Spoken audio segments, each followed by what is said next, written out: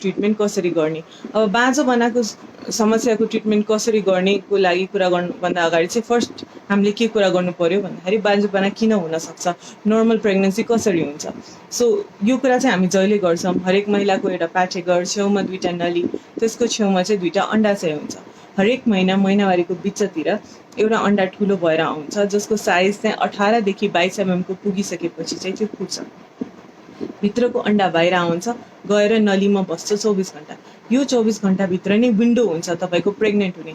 यो 24 घण्टाभित्र तपाईँ र तपाईँको श्रीमान सम्पर्कमा बस्नुभयो भने चाहिँ श्रीमानले शुक्रकीट योनिमा छोड्नुहुन्छ, जसमध्ये सबभन्दा उत्कृष्ट शुक्रकीटहरू चाहिँ माथितिर जान्छ, नलीमा गएर अन्डालाई भेटाइ नलीमै बच्चा बनाउँछ। नलीमा सानसाना रौँहरू भन्छ, जसलाई चाहिँ माइक्रोसिलिया भन्ने नाम दिएको छ।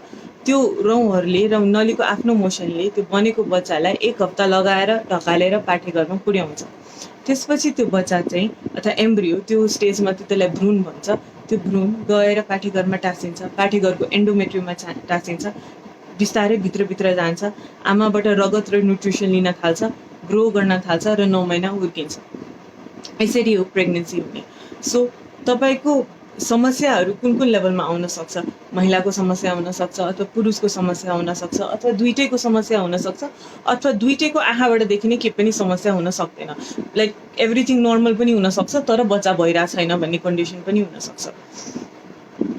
सो यिनीहरूमध्ये चाहिँ हामी इन्डिभिजुअली कुरा गरौँ। महिलाको समस्याको कुरा गरौँ पहिला, त्यसपछि पुरुषको, त्यसपछि दुइटैको, अनि त्यसपछि त्यो स्थिति जसमा चाहिँ कसैको पनि प्रब्लम देखेको छैन, अनि कसरी अगाडि बढ्ने उपचारको लागि, हजुर कुन स्पेक्ट्रममा पढ्नुहुन्छ र हजुरको उपचार कसरी गर्न सकिन्छ। अब महिलाको कुरा गर्दाखेरि महिलाको 3टा अङ्ग इम्पोर्टेन्ट हुन्छ तपाईँको बच्चा बनाउनको लागि। एउटा चाहिँ अन्डाशय, अर्को चाहिँ नली, अनि तेस्रो चाहिँ पाठेघर। यो 3टै ठिक हुनु पर्यो। अब इन्डिभिजुअली कुरा गर्दाखेरि पहिला अन्डाशयको कुरा गरौँ। अन्डाशयको काम भनेको अन्डा बनाएर महिनावारीको बिचतिर रिलिज गरेर नलीसम्म पुर्याउने हो। यो काम भएन भने चाहिँ तपाईँको प्रेग्नेन्सी हुँदैन। अब यो काम किन नहोला, के समस्याले गर्दाखेरि अन्डाशयले चाहिँ अन्डा नबनाउला। सो त्यसमा चाहिँ 2टा समस्या हुनसक्छ, अनि 3टा समस्या। एउटा, तपाईँको ब्रेनबाट नै सिग्नलै आएको छैन अन्डा बनाऊ भनेर अन्डाशयलाई, कसैले चाहिँ भनेकै छैन बनाऊ भनेपछि त किन बनाउनु, त्यो एउटा समस्या हुनसक्छ। दोस्रो, अन्डाशय चाहिँ कन्फ्युज छ, होर्मोनको गडबडीले गर्दा, कि थाइरोइडको गडबडी छ, कि प्रोल्याक्टिनको गडबडी छ, कि पिसिओएस भन्ने समस्या छ। यो 3टा होर्मोनल प्रब्लम्समध्ये कुनै होर्मोनको समस्याले गर्दा हाम्रो अन्डाशय एकदम कन्फ्युज छ अन्डा बनाउनको बारेमा। घरि बनाऊ जस्तो लाग्छ, घरि नबनाऊ जस्तो लाग्छ, अनि अन्डा चाहिँ बनाउन सकेको छैन। तेस्रो, अन्डाशयमा अन्डै छैन। सो यो 3टा समस्या चाहिँ अन्डाशयमा हुनसक्छ। अब अन्डै छैन भने त कहाँबाट अन्डा बनाउनु। सो पहिलो, इफ ब्रेनले नै सिग्नल दिएको छैन अन्डाशयलाई चाहिँ अन्डा बनाउनलाई, यो चाहिँ कुन बेला हुन्छ, जुन बेला चाहिँ हाम्रो एकदम वेट कम हुन्छ। यो एकदम टिनेज केटीहरू जो एकदम धेरै एक्सर्साइज गर्छ, डाइटिङ गर्छ, केही खाँदैन, एकदम दुब्लो मान्छेमा चाहिँ यो समस्या देखिन्छ। माथिबाट ब्रेनकै लेभलबाट न्युट्रिसन नपुगेर तलसम्म सिग्नलै आउँदैन अन्डा बनाउनको लागि। सो त्यस्तोको ट्रिटमेन्ट चाहिँ सजिलै हुन्छ। त्यस्तोमा चाहिँ वेट बढाउने, आफ्नो लाइफस्टाइल हेल्दी बनाउने, अनि त्यसले भएन भने चाहिँ बाहिरबाट हामीले सिग्नल दिन सक्छौँ अथवा होर्मोन दिन सक्छौँ, जसले चाहिँ अन्डा बनाइदिन सक्छ। 1 नम्बर त्यो भयो। दोस्रो, अब मानौँ होर्मोनको गडबडीले गर्दा हजुरको अन्डाशयबाट अन्डा बनिरहेको छैन, जस्तो कि थाइरोइडको समस्या छ। थाइरोइडको समस्या छ भने चाहिँ तपाईँको पिरियड छिटो पनि हुनसक्छ, 15-15 दिन, 10-10 दिन, अथवा तपाईँको पिरियड चाहिँ लामो पनि हुनसक्छ, कहिलेकाहीँ 20 दिनमा, 40 दिनमा, कहिले चाहिँ 60 दिनमा। सो थाइरोइडको समस्यामा चाहिँ 2टा स्पेक्ट्रममा चाहिँ पिरियडको प्रब्लम देखिन्छ। अनि इफ छिटो पिरियड भइरहेछ भने मुटु ढुकढुक हुन्छ, वेट पनि कम हुन्छ, एकदम गर्मी भइरहेको हुन्छ, पसिना हुन्छ। अनि इनकेस त्यो ढिलो पिरियड भइरहेको हुन्छ भने चाहिँ त्यो हाइपोमा धेरै देखिन्छ। त्यसमा चाहिँ मोटाइरहेको हुन्छ मान्छेहरू, अनि जाडो भइरहेको हुन्छ धेरै, अनि जहिले पनि खान मन लाग्ने, रुन मन लाग्ने, त्यस्तो भइरहेको हुन्छ पिरियडको गडबडी सँगसँगै। सो त्यो सिम्टम्सहरू पनि सँगै छ भने चाहिँ थाइरोइडको टेस्ट गर्ने। थाइरोइडको टेस्ट गर्दाखेरि चाहिँ थाइरोइडको यस्तो सजिलो छ नि ट्रिटमेन्ट। इफ थाइरोइड होर्मोनको कमी छ, हाइपोथाइरोइडिजम जुन धेरै हुन्छ मान्छेहरूलाई, त्यसमा चाहिँ थाइरोइडको होर्मोन खाने बित्तिकै पिरियड प्याटर्न नर्मल हुन थाल्छ, अनि अन्डा बन्न पनि थाल्छ। सो एकदम सजिलो भयो। इफ हाइपर छ, जसमा चाहिँ छिटो पिरियड आइरहेछ भने त्यसमा पनि औषधिहरू हुन्छ। औषधिहरू खाएर त्यो कन्ट्रोलमा आएपछि चाहिँ आफै अन्डा बन्न थाल्छ। र औषधि नखाए पनि 1-2 वर्षमा चाहिँ त्यो ठिक भएर भएर जान्छ इफ हाइपर छ भने। सो त्यो एउटा कारण भयो अन्डाले सहीले आफ्नो काम नगर्न सक्ने। अर्को भनेको प्रोल्याक्टिन हर्मोन हाई छ भने। प्रोल्याक्टिन हर्मोन चाहिँ हाम्रो नर्मली कुन बेला हाई हुन्छ, जुन बेला महिला प्रेग्नेन्ट हुन्छ र उसले बच्चालाई दुध खुवाउनु पर्ने हुन्छ। सो यो हाई छ भने हाम्रो बडी एकदम कन्फ्युज हुन्छ कि प्रेग्नेन्ट छ कि उसको बच्चा छ कि, अब प्रेग्नेन्ट दुध खुवाइरहेको आमालाई त फेरि प्रेग्नेन्ट हुनु भएन भनेर, त्यही भएर चाहिँ पिरियड पनि भइरहेको हुँदैन अनि तपाईँको अन्डा पनि बनिरहेको हुँदैन।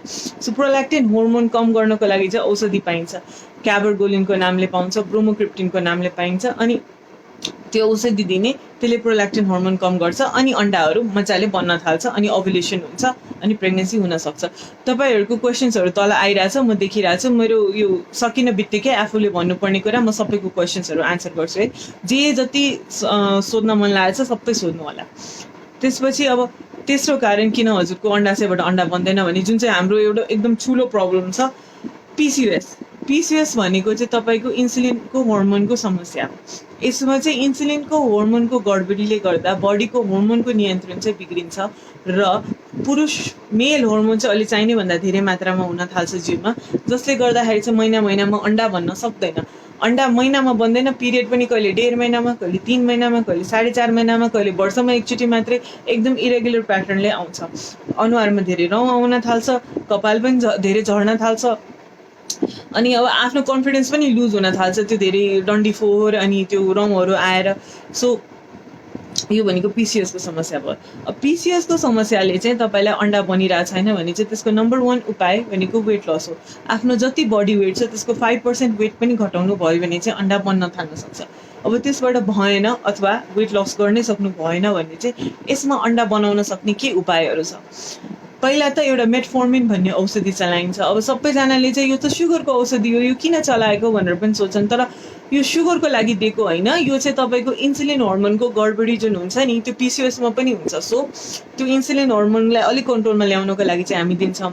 अनि एउटा मेटफोर्मिन चलाइन्छ। अनि त्यसपछि अन्डालाई बढाउन औषधि 2 किसिमको हुन्छ। एउटा क्लोमोफिन भन्ने नामले आउँछ, ओभाजेनहरू कम्पनी नेम।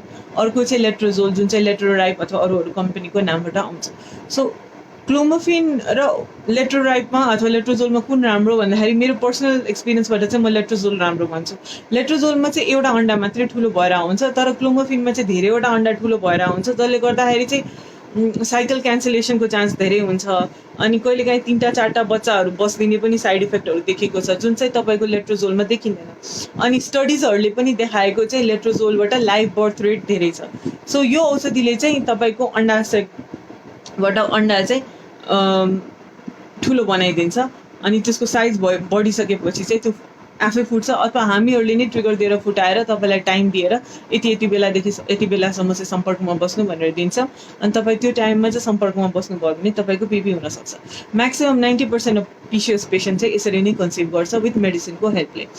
अब तर हामीले मेडिसिन दियो अनि तर पनि अन्डा बनिरहेको छैन भने चाहिँ नेक्स्ट के गर्न सकिन्छ, ल्याप्रोस्कोपिक ओभेरियन ड्रिलिङ अथवा अल्ट्रासाउन्ड गाइडेड ओभेरियन ड्रिलिङ। यो भनेको चाहिँ तपाईँको पेटमा चाहिँ सानो सानो अम्बेलिकस मुनि एउटा प्वाल एउटा साइडमा होइन 2-3वटा प्वाल बनाएर दूरबीन छिराएर हजुरको अन्डा चाहिँ हेर्ने, त्यसमा चाहिँ 4वटा सानो सानो क्वार्टरीले गर्दा प्वाल बनाउने। त्यो क्वार्टरीले प्वाल बनाउँदाखेरि चाहिँ ओभरीको वरिपरिको जुन मेल हर्मोनको सङ्ख्या हुन्छ त्यो घट्छ अनि तपाईँको ओभुलेसन हुन थाल्छ। यसलाई ल्याप्रोस्कोपिक ओभेरियन ड्रिलिङ अनि यो अल्ट्रासाउन्डबाट गाइडेड गर्यो भने चाहिँ अल्ट्रासाउन्ड गाइडेड ओभेरियन ड्रिलिङ भनिन्छ। अब यो गरिसकेपछि पनि तपाईँको ओभुलेसन हुनसक्छ। यसबाट पनि भएन भने चाहिँ हामीले इन्जेक्सन्सहरूको माध्यमबाट चाहिँ अन्डा बनाएर जबरजस्ती, अब इन्जेक्सन चाहिँ अलिक महँगो हुन्छ त्यही भएर त्यसलाई चाहिँ हामी लास्टमा राख्छौँ, महँगो पनि। अनि यसमा चाहिँ एकैचोटि धेरैवटा अन्डा बन्यो भने साइकल क्यान्सलेसन रेट फेरि धेरै हुने भएर चाहिँ यो चाहिँ लास्टतिर राख्छौँ। इफ औषधिले भएन, ल्याप्रोस्कोपिक ड्रिलिङमा भएन भने चाहिँ त्यसपछि नेक्स्ट ट्राई गर्ने भनेको इन्जेक्सन हो। इन्जेक्सनले चाहिँ हामी ट्राई गर्छौँ अन्डा बनाएर अनि फुटाउन अनि त्यसपछि सम्पर्कमा बस्न भनेर भन्छौँ। त्यसबाट पनि भएन भने चाहिँ नेक्स्ट अप्सन भनेको आइभिएफ हो। आइभिएफको बारेमा चाहिँ म डिटेलमा एकछिनमा भन्छु। आइभिएफ भनेको टेस्ट ट्युब बेबी। सो यो भयो इफ अन्डाशयको प्रब्लम छ भने। अर्को अन्डाशयमा हुन सक्ने भनेको अन्डै छैन। इफ अन्डै छैन भने चाहिँ हजुरको अन्डाशयमा अन्डै छैन, अन्डै सक्यो। अन्डा सकिने धेरै कारणहरू हुन्छ। एउटा चाहिँ हजुरले किमोथेरापी पाउनु भएको थियो कि रेडिएसन एक्सपोजर भएको थियो कि क्यान्सरको ट्रिटमेन्ट गर्दाखेरि, अथवा क्यान्सर भयो भने, अथवा अन्डाशयमा कुनै मासु पलाएर अन्डाशय नै नष्ट पारिदियो भने चाहिँ त्यस्तो बेलामा चाहिँ अन्डाशयमा अन्डा नहुन पनि सक्छ। त्यस्तो छ भने चाहिँ, अब छँदै छैन भने चाहिँ, अथवा एउटा दुईवटा मात्रै छ भने चाहिँ अब अरूको अन्डा लिनु बाहेक चाहिँ कुनै उपाय छैन। अब अरूको अन्डा लियो भने चाहिँ हामीले अरूको अन्डा लिने, श्रीमानको सुप्रोकिट लिने, बच्चा बनाउने अनि बच्चा पाठेघरमा हाल्ने, त्यसरी चाहिँ गर्न मिल्छ इफ अन्डा छैन। अन्डा छैन भनेर कसरी थाहा पाउने, त्यो चाहिँ दुईवटा तरिकाले थाहा पाउँछ। एउटा चाहिँ एएफसी को भ्याल्यू हेरेर, त्यो भनेको अल्ट्रासाउन्डमा गनेर पिरियडको दोस्रो दिनमा, र अर्को चाहिँ एएमएच एउटा ब्लड टेस्ट छ, त्यसबाट पनि थाहा हुन्छ। एएमएच को नर्मल भ्याल्यू 2 to 6 हो। इफ 1 भन्दा मुनि आइरहेछ भने चाहिँ द्याट मिन्स कि तपाईँको अन्डाशयमा अन्डा चाहिँ एकदम न्यूनतम छ है। सो यो भयो अन्डाशयको प्रब्लम। अन्डाशयको प्रब्लम छ भने यसरी यसको ट्रिटमेन्ट अप्रोच गर्ने। त्यसपछि दोस्रो प्रब्लम जुन महिलामा हुनसक्छ, नलीको प्रब्लम है। कुनै कोठामा ढोका बन्द छ भने यताको मान्छे र यताको मान्छे एकअर्कालाई कहिले भेट्दैन। त्यस्तै नलीमा ब्लक छ भने चाहिँ तपाईँको शुक्रकिट र अन्डा एकअर्कालाई कहिले पनि भेट्दैन र कहिले पनि बच्चा बन्दैन। र नली ब्लकको समस्या चाहिँ एकदम फ्रस्ट्रेटिङ हुन्छ। नेपालको सन्दर्भमा कतिजनालाई चाहिँ नली ब्लकको समस्या देखिन्छ पनि होइन। इन जेनरल पनि 30% प्रब्लम चाहिँ हुन्छ नली ब्लकको, तर यहाँ चाहिँ अनट्रिटेड इन्फेक्सन धेरै हुन्छ। मान्छेको पाठेघरमा इन्फेक्सन भयो, फोहोर पानी गयो, पेट दुख्यो भने चाहिँ यत्तिकै सहेर बस्दिने, डक्टर कहाँ नजाने, अनि त्यस्तो गर्दाखेरि चाहिँ पछि बच्चा हुन चाहिँ एकदम धेरै गाह्रो हुने, प्रेग्नेन्सी नआइदिने। सो किनभने नली ब्लक गरिदिन्छ सङ्क्रमणहरूले, इन्फेक्सनहरूले, त्यो एउटा कारण हुन्छ। अर्को एन्डोमेट्रियोसिस अथवा कुनै सर्जरीहरू भएको छ भने पनि नली ब्लक हुनसक्छ। इफ नली ब्लक छ, इफ हजुरको नलीले काम गरेको छैन भने चाहिँ अब यसको उपचार के त? यसको उपचार चाहिँ 3टा तरिकाले गर्न सकिन्छ, र एउटा तरिका जुन छ त्यो राम्रो छैन। जुन फर्स्ट तरिका छ, जुन चाहिँ कुनै ठाउँमा अप्लाइन्छ, जुन चाहिँ राम्रो छैन, त्यो चाहिँ हाइड्रोट्युबेसन हो। हाइड्रोट्युबेसन भनेको चाहिँ नलीमा कतै ब्लक छ भने चाहिँ यो ढोका बन्द छ अथवा कुनै ढोका बन्द छ भने यसरी बुझ्दा हुन्छ। जबरजस्ती फोर्स लगाएर यो ढोका नै फुटालिदिने, ढोका फुट्यो भने त पानी जाला नि भनेर है। सो त्यो भनेको हाइड्रोट्युबेसन हो। सो नलीमा जबरजस्ती बेसरी पानी पठायो भने चाहिँ नली खुल्ला कि भन्ने अप्रोचले। अब यो किन गर्नु हुँदैन भन्दाखेरि यसले चाहिँ धेरै ड्यामेज गर्छ कि त्यो नलीमा भएको जुन माइक्रोसिलियाहरू हुन्छ नि, त्यो त्यसरी बेसरी पानी पठाउँदाखेरि चाहिँ तपाईँको त्यो माइक्रोसिलिया ड्यामेज हुनसक्छ, जसले गर्दाखेरि चाहिँ तपाईँको एक्टोपिक प्रेग्नेन्सीको रिस्क पनि बढ्छ। भनेको नलीमै बच्चा बस्दिने प्रेग्नेन्ट भएको खण्डमा। अर्को चाहिँ नली फङ्सनै नगर्न सक्ने, पछि चाहिँ जे गरे पनि फङ्सन नगर्न सक्ने स्थितिमा पुग्न सक्छ। किनभने त्यो कुनै उपाय भएन नि त। ढोका इफ तपाईँको ढोका ब्लक छ भने ढोका फुटालेर बाहिर जानु भनेको त खासै उपाय होइन नि त। कुनै तरिकाले त्यो ढोका खोल्नु पर्यो। सो हाइड्रोट्युबेसन चाहिँ एउटा पुरानो टेक्निक थियो जुन चाहिँ कता कता युज गरिन्थ्यो, तर अहिलेको टाइममा चाहिँ हाइड्रोट्युबेसन खासै गरिँदैन। नेक्स्ट उपाय नली बन्द भएको भनेको अपरेसन। अपरेसनमा चाहिँ तपाईँको नली कता बन्द छ होइन, त्यो ठाउँलाई चाहिँ निकाल्ने, काट्ने, अनि जहाँ खुल्ला छ त्यो ठाउँलाई चाहिँ एकअर्कासँग जोडिदिने। अब अपरेसन सुन्दाखेरि चाहिँ यो राम्रै होला जस्तो सुनिन्छ, तर यो एकदम राम्रो रिजल्ट चाहिँ यसको देखिँदैन। किन देखिँदैन भन्दाखेरि ट्युब काम गर्नको लागि चाहिँ कम्तीमा 4 सेन्टिमिटरको हुनुपर्छ। 4 सेन्टिमिटर जति लेन्थ मेन्टेन गर्न गाह्रो हुन्छ। नली एउटै ठाउँमा ब्लक हुँदैन। सङ्क्रमणले गरेर एउटै ठाउँमा म ब्लकेज गर्छु भनेर इन्फेक्सन जाँदैन। इन्फेक्सनले ठाउँमा ब्लक गरेर हुन्छ। सो हामीले एउटा ठाउँमा प्रब्लम देखेर रिपेयर गरे पनि अर्को ठाउँमा प्रब्लम अझै बाँकी हुनसक्छ। सो त्यही भएर चाहिँ के अरे त्यो सर्जरीको रिजल्ट चाहिँ मैले हुँदै नभएको रे भेरी फ्यु पेसेन्ट सर्जरी गराएर चाहिँ कन्सिभ भएको थाहा पाएको छु। So I don't think very good idea छ सर्जरी पनि, किनभने सर्जरीलाई आफूलाई जिउलाई पनि दुःख हुन्छ। सर्जरीको एनेस्थेसियाको कम्प्लिकेसन, त्यसमाथि सर्जरीको कम्प्लिकेसन, त्यसमाथि पनि तपाईँको अब इनकेस भएन भने चाहिँ त्यत्रो पैसा, एफर्ट अनि आफ्नो जिउको दुर्गति छुट्टै भइहाल्यो। नेक्स्ट उपचार नली ब्लकको केसमा चाहिँ तपाईँको आइभिएफ हो। आइभीएफ भनेको चाहिँ टेस्ट ट्युब बेबी हो। अब यो चाहिँ मैले अगाडि ओभुलेसनमा पनि भन्दै थिएँ। टेस्ट ट्युब बेबी भनेको चाहिँ तपाईँको नलीमा जुन काम हुन्थ्यो, नलीमा के हुन्थ्यो, तपाईँको बच्चा बन्थ्यो। सो त्यो काम चाहिँ हामीले जिउभन्दा बाहिर गरिदियो भने त नलीले केही कामै गर्नु परेन अनि भइहाल्यो नि त, बच्चा भइहाल्छ। सो यसमा के गर्ने, महिलालाई पिरियडको दोस्रो दिनदेखि 10-12 दिन इन्जेक्सन दिने, उसको जतिवटा अन्डा छ सबलाई ठुलो बनाउने, बेहोस गरेर त्यो सबै अन्डाहरू बाहिर निकाल्ने, कुनै पनि अपरेसनको माध्यमबाट होइन, अल्ट्रासाउन्डबाट हेरेर निडलबाट तानेर हो। यसमा केही दुख्दैन, केही गाह्रो हुँदैन, केही अप्ठ्यारो हुँदैन, 5-10 मिनटको प्रक्रिया हो। सबै अन्डाहरू बाहिर निकाल्ने, जिउभन्दा बाहिर श्रीमानको शुक्रकिटसँग मिसाउने, जिउभन्दा बाहिरै बच्चा बनाउने, अनि यो बनेकै बच्चालाई 2टा लिने अनि पाठेघरमा डासिनलाई राखिदिने। 60-70% चान्स पनि हुन्छ प्रेग्नेन्सीको। नलीले केही कामै गर्नु परेन, नली नराम्रो छ भने पनि केही फरकै परेन, जिउलाई पनि केही दुःखै भएन, न कुनै अपरेसन भयो न केही भयो, अनि म्याक्सिममली तपाईँको प्रेग्नेन्सी हुने चान्स पनि भयो। सो नली ब्लकमा चाहिँ एउटा यो पनि गर्न सकिन्छ। यो भयो महिलाको नलीको समस्या छ भने। अब तेस्रो नम्बरमा हो महिलाको पाठेघरको समस्या। इफ महिलालाई पाठेघरमा समस्या छ भने के हुनसक्छ, पाठेघरमा मासु पलाएको हुनसक्छ, एन्डोमेट्रियममा मासु पलाएछ भने त्यसलाई पलिप भनिन्छ। बच्चा बस्ने ठाउँमा चाहिँ मासु पलाएछ भने बच्चा गएर कहाँ बस्नु, अनि मासुमाथि गएर बच्चा बस्यो भने त्यो बच्चा हुर्किन सक्दैन। सो पाठेघरमा मासु पलाउने, अथवा फाइब्रोइड पलाएछ भने, फाइब्रोइड भनेको पाठेघरमै मासु पलाएको हो तर त्यो अलिक ठुलो साइजको हुन्छ, त्यसको साइज 4 अनि त्यो मायोमेट्रियमबाट आउँछ, एन्डोमेट्रियमबाट होइन। अनि त्यसको साइज चाहिँ 4 सेन्टिमिटर भन्दा ठुलो छ भने अपरेसन गर्नुपर्छ भन्छ। किन भन्छ भन्दाखेरि चाहिँ फाइब्रोइडले चाहिँ आफूतिर ट्युमर हो नि त, आफूतिर ब्लड न्युट्रिसन तान्छ, बच्चालाई पनि ब्लड न्युट्रिसन चाहिन्छ। अनि इफ फाइब्रोइडले पनि तानिरहेछ अनि बच्चाले पनि लिन खोजिरहेछ भने चाहिँ बच्चाले ग्रो नै गर्न सक्दैन। प्रेग्नेन्सी भयो भने पनि अबोर्सन भएर जान्छ कि त प्रेग्नेन्सी नै हुँदैन। जो पाठेघरमा मासु पलाएको समस्या हुनसक्छ, अथवा पाठेघरमा जाली पर्दा 2टा पाठेघर हुने समस्या पनि हुन्छन् कसैको। यो चाहिँ किन हुन्छ भन्दाखेरि जब हामी बेबी हुन्छौँ, सानो हुन्छौँ, आमाकै पेटमा हुन्छौँ, त्यतिखेर चाहिँ पाठेघर बन्दाखेरि चाहिँ 2टा पाइप साइडबाट आउँछ अनि जोडिन्छ अनि बल्ल एउटा पाठेघर बनाउँछ। तर तपाईँको कसैको चाहिँ यो 2टा पाइप चाहिँ एकअर्कासँग जोडिन सक्दैन अनि 2टा पाठेघरै देखिन्छ। अथवा कसैको केसमा चाहिँ त्यो 2टा पाइप एकअर्कासँग जोडे पनि बिचको त्यो पार्टिसन चाहिँ हराउँदैन, अथवा अलिअलि मात्रै हराउँछ र पर्दाको रूपमा हुन्छ।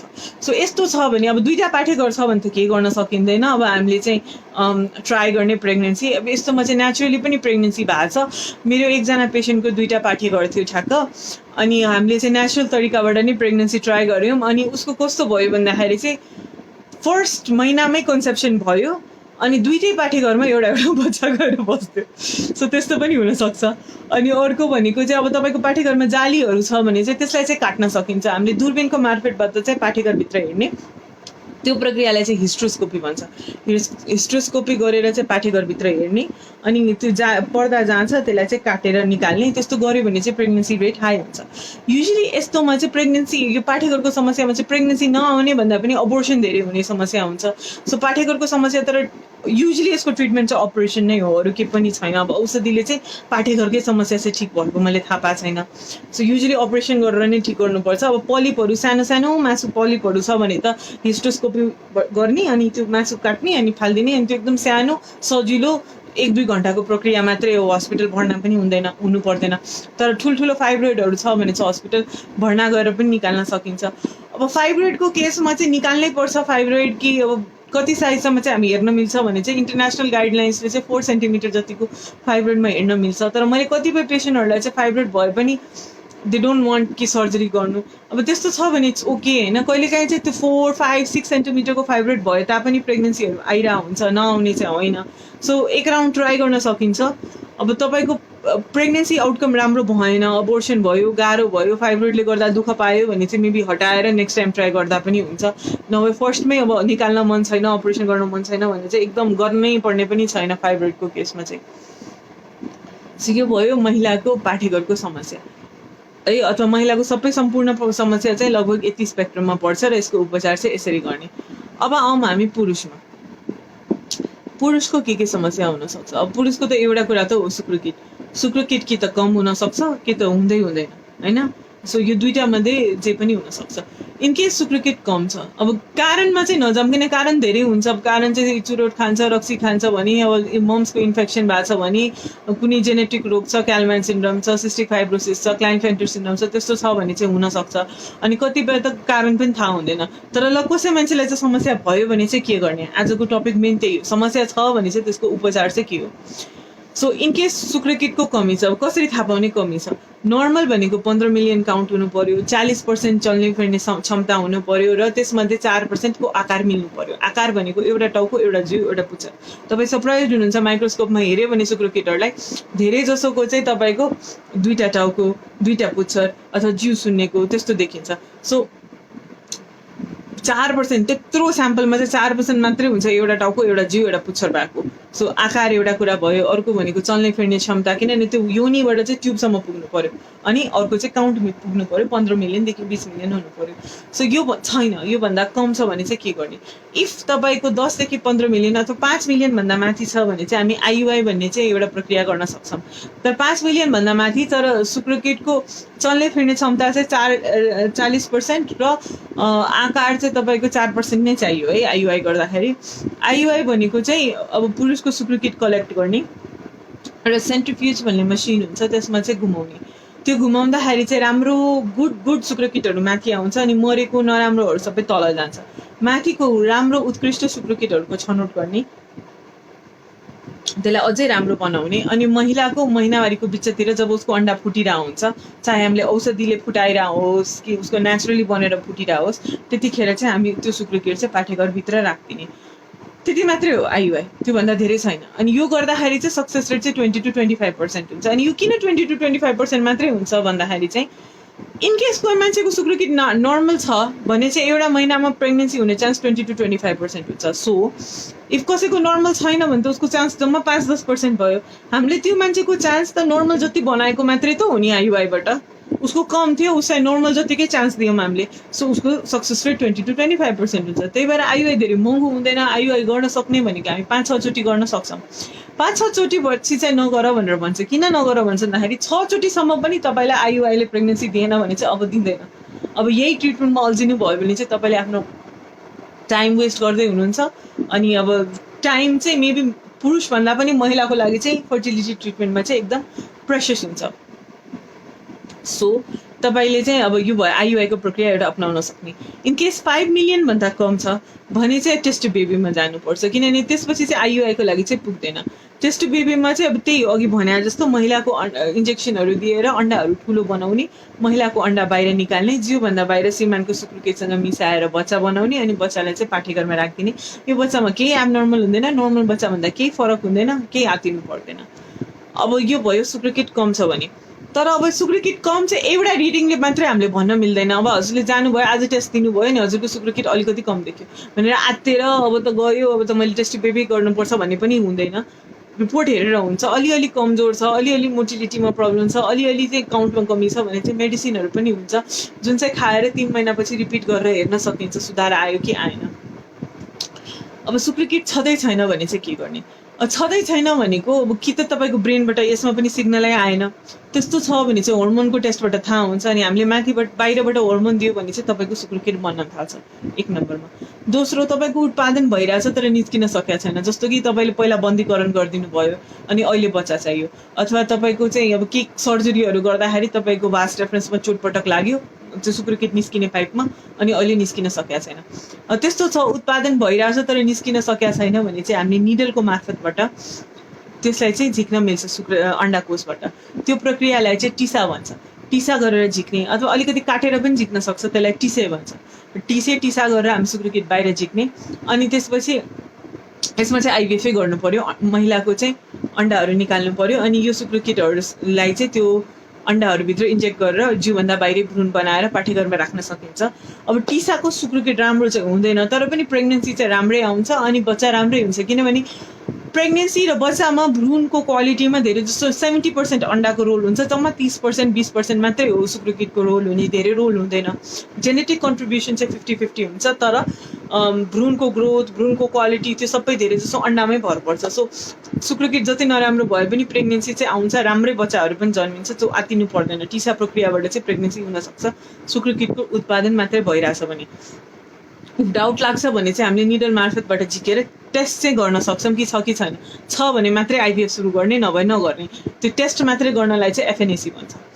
अब इन केस चाहिँ शुक्रकीटको उत्पादन पनि भएको छैन, केही त्यो अन्डाकोशमै केही समस्या छ, इन्फेक्सनले होस् कि क्यान्सरले होस् कि क्यान्सरको ट्रिटमेन्टले होस् कि अन्डाकोशमै ठुलो समस्या छ, तपाईँको शुक्रकीटको उत्पादनै भएको छैन, अब जे गरे पनि हुँदैन, बन्दैन भने चाहिँ त्यो खण्डमा चाहिँ हजुरले शुक्रकीट डोनेसनमा लिएर कि त आइयुआई ट्राई गर्न सक्नुहुन्छ 5 देखि 6 साइकल, अथवा डाइरेक्टली आइभीएफ पनि ट्राई गर्न सक्नुहुन्छ आफ्नो निड अनुसार अथवा आफ्नो इच्छा अनुसार। सो यो भयो तपाईँको पुरुषको समस्या।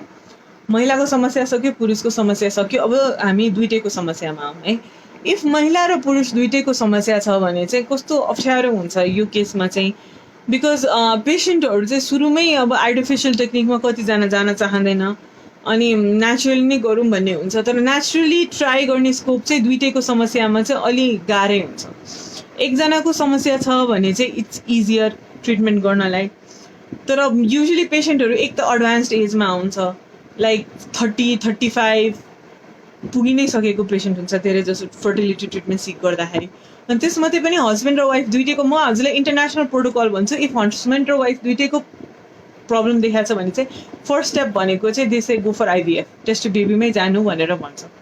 इफ टेस्ट ट्युब बेबीमा जान चाहँदैन मान्छे, जे गरे पनि मान्दैन भने मात्रै अरू ट्रिटमेन्ट अप्सन दिनु, तर रिस्क चाहिँ एक्सप्लेन गर्नु कि तपाईँको अरू ट्रिटमेन्ट अप्सनबाट चाहिँ खासै धेरै सम्भावना छैन। अनि म पनि त्यही भन्छु तपाईँलाई चाहिँ, इफ इनकेस एउटाको समस्या छ भने इट्स ओके, तपाईँहरू ट्राई गर्नु। बट इनकेस इफ दुइटैको समस्या देखेको छ भने चाहिँ इट्स बेटर कि हजुरहरू चाहिँ आइभीएफकै प्रक्रिया अप्नाएर, टेस्ट ट्युब बेबीकै प्रक्रिया अप्नाएर अगाडि बढ्नुहोस्। अब आयो चौथो, अनएक्सप्लेन इन्फर्टिलिटी। न हस्बेन्डमा प्रब्लम छ र न वाइफमा प्रब्लम, ग्रोसली देखिन्छ है, लाइक अन्डा पनि ठिकै देखिन्छ, अन्डा पनि बनिरहेछ, अन्डा पनि फुटिरहेछ, नली पनि खुल्लै देखिन्छ, जाँच गर्दाखेरि पाठेघरमा पनि मासु छैन, शुक्रकीट पनि सबै ठिक छ। यस्तो पेसेन्टहरू पनि कतिजना हुन्छन् होइन, यो सबभन्दा डिफिकल्ट पेसेन्टहरू हुन्छन्, किनभने उनीहरू सबै ठिक छ भन्छ तर पनि हाम्रो बच्चा भएन भनेर नै आउँछन् क्लिनिक चाहिँ। अनि अब क्लिनिकमा अब के औषधि चलायो भने पनि अलि अप्ठ्यारै हुन्छ कि तर हाम्रो चाहिँ सबै ठिक छ भन्नुभएको थियो, किन औषधि भनेर हुन्छ, तर अब केही त गर्नु पर्यो भन्ने हुन्छ। अनि कहिले इफ सबै कुरा ठिक छ भने चाहिँ हजुरको 2-3 वर्ष 4 वर्ष बच्चा नहुने भन्ने हुँदैन, 2 वर्षसम्म चाहिँ हुन्छ है। 2 वर्षसम्म चाहिँ हजुरको बच्चा भएको छैन भने चाहिँ तपाईँको सबै ठिक हुनै सक्दैन, कता न कतै समस्या छ र हामीले थाहा मात्रै पाउन सकेका छैन। आँखाबाट देखिने समस्या नहोला तर समस्या चाहिँ पक्कै छ प्राय होइन। यो अनएक्सप्लेन्ड इन्फर्टिलिटीको हेर्दाखेरि चाहिँ जहिले पनि माइक्रोस्कोपिक कजहरू चाहिँ धेरै जसो भेटिरहेको हुन्छ, जस्तो कि त स्पर्मको डिएनए ड्यामेज भएको भेटिरहेको हुन्छ, अथवा स्पर्ममा जुन एन्जाइम्स हुन्छ त्यसको खराबी हुन्छ, त्यो अन्डाले पेनिट्रेटै गर्न सक्दैन, फर्टिलाइजै गर्न सक्दैन।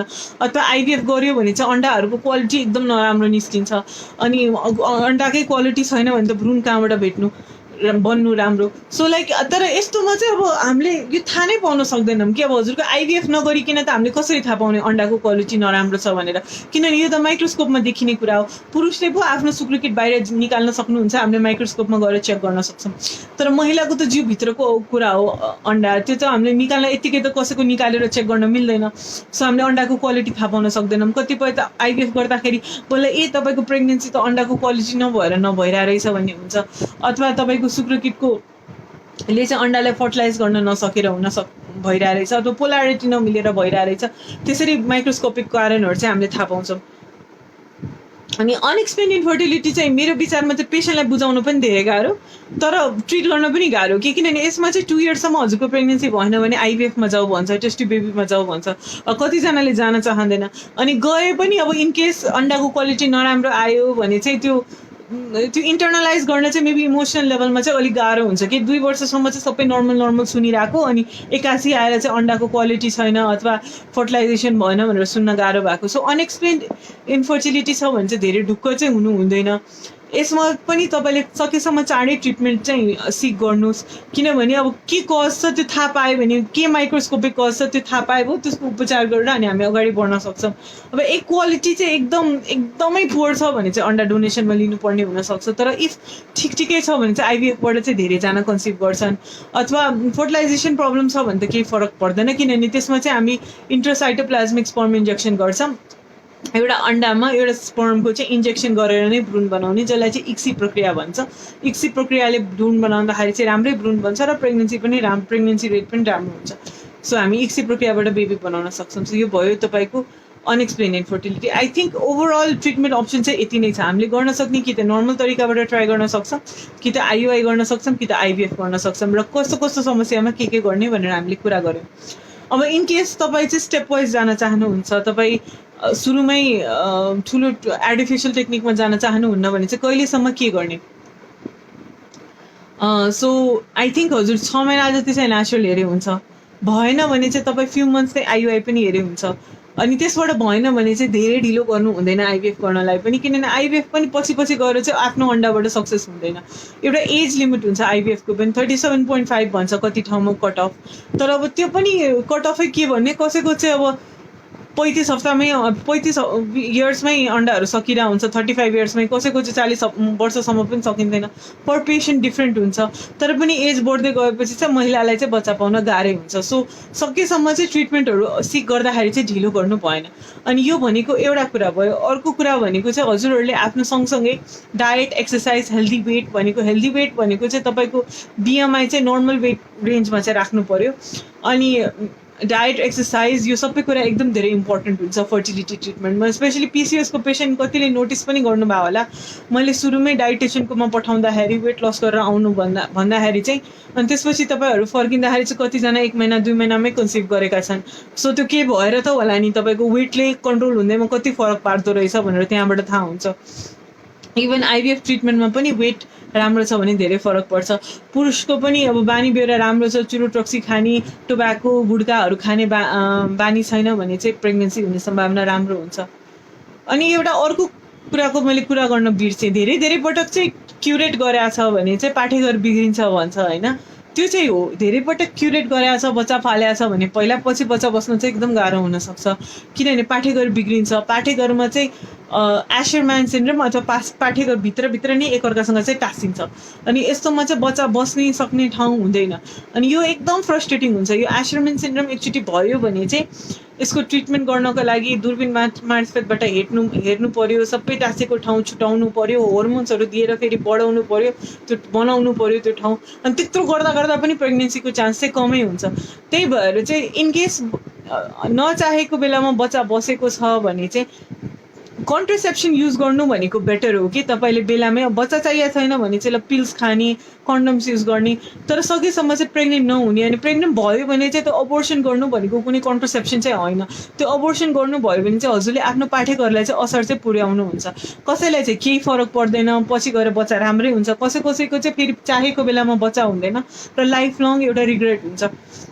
इन्फर्टिलिटीको एकदम धेरै इमोसनल एस्पेक्ट छ। मैले अब कति गाह्रो हुन्छ कि इन्फर्टिलिटी ट्रिटमेन्ट, इन्फर्टिलिटीको डक्टर हुन पनि गाह्रो हुन्छ, किनभने हामी कहाँ पेसेन्ट आउँदाखेरि चाहिँ एकदम धेरै इमोसनली ट्रमेटाइज भएर एकदम धेरै दुःख पाएर घर परिवारमा धेरै स्ट्रेस भइसकेर अनि बल्ल आएका हुन्छन्, एकदम धेरै आश हुन्छ।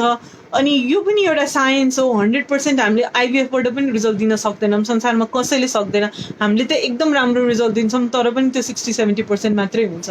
सो यो स्टेटसम्म आइपुग्नको लागि चाहिँ एकदम गाह्रो भइरहेको हुन्छ पेसेन्टहरूलाई। त्यही भएर बेलामा चाहिँ prevention is better than cure भन्छ नि त।